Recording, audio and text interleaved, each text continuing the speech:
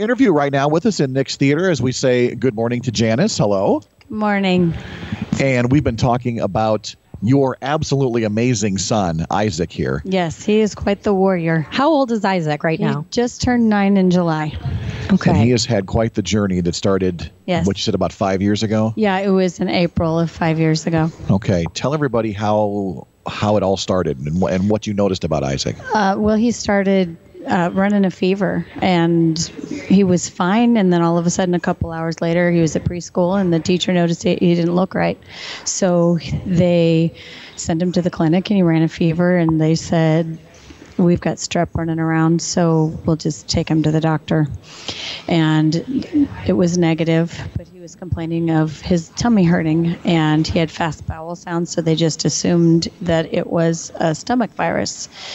And then the next day, the doctor actually went on vacation for the rest of the week, so we saw a different doctor, and he started running a fever of 104 plus, and Wow.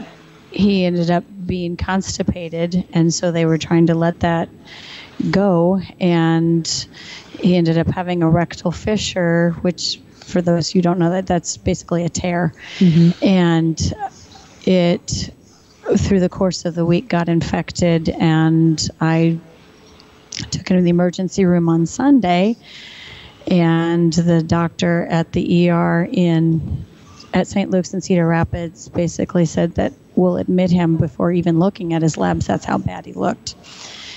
He was not able to sit down because his bottom hurt so much. Oh. So they looked at his labs, and they were all zeros, and they ran them a second time to verify, and they were still all zeros, and they transferred us down here. And what was your son diagnosed with? He was diagnosed with acute lymphoblastic leukemia. Okay. They did not expect him to make it, honestly. I don't even know how many blood transfusions he had that first week. It was insane, the amount of blood that was pumped into his body. And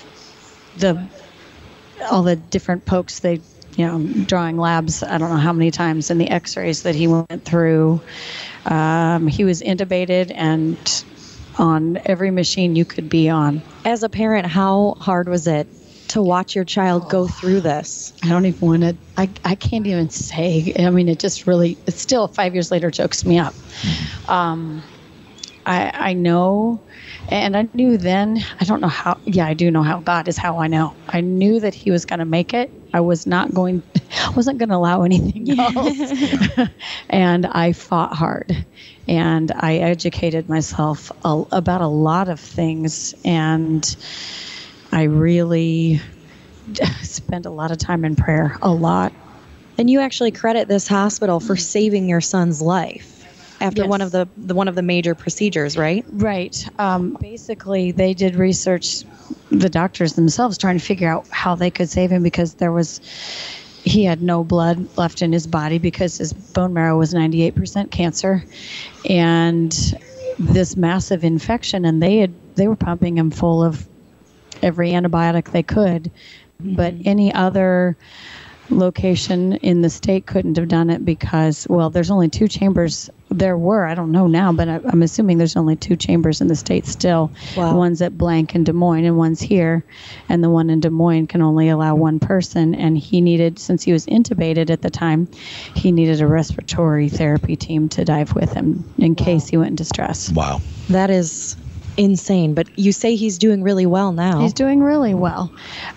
He just, the infection cost him his rectum and descending colon and part of his sphincter and part of his left butt cheek.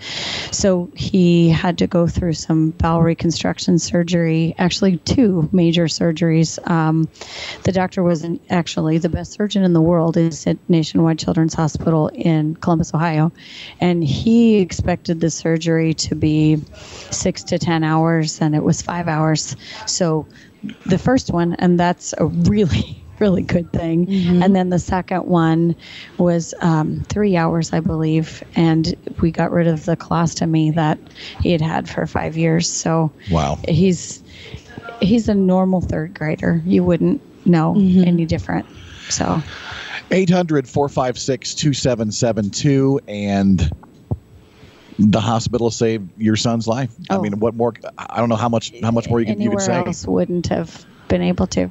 That's an amazing message, and that's why we're here, and that's why we want folks to call 800-456-2772 for kids like Isaac who literally are here because of this hospital. Janice, thank you so much for sharing your story.